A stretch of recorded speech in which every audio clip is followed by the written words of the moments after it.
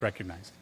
Thank you, Mr. Chairman. And Mr. Speaker, I rise in support of this legislation, H.R. 6029, the Reauthorizing and Extending Grants for Recovery from Opioid Use Programs Act of 2018, or the REGROUP Act. In simple terms, this bill will help our nation continue the fight against the opioid crisis. The REGROUP Act does two things.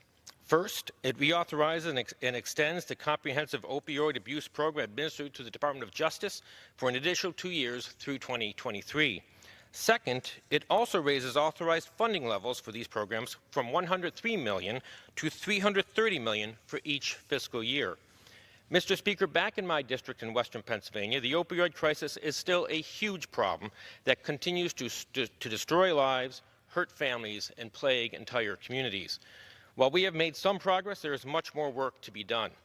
Therefore, we must not only continue to support the comprehensive opioid abuse program, but enhance it with additional funding.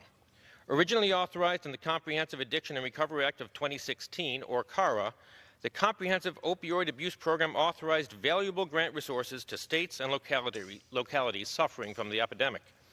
These competitive grant programs offer a wide variety of support at all phases of this fight, from first responders to those suffering from substance abuse. More specifically, the DOJ has developed various grant programs that provide expanded training and resources for first responders fighting on the front lines, programs that support drug courts and veteran treatment courts, and it also provides grants for increasing collaboration between justice agencies and substance abuse agencies. Furthermore, it even has programs that help develop the prescription drug monitoring programs.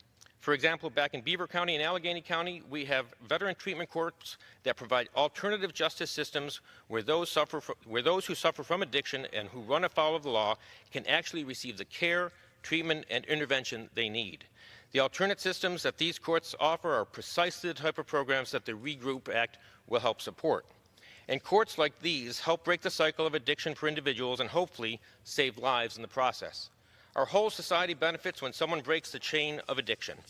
Mr. Speaker, if we are to end the opioid crisis, then we must attack this problem at all levels. We must be committed to this fight for the long term, and we must increase support for these programs. The REGROUP Act will help us continue this fight against the opioid crisis.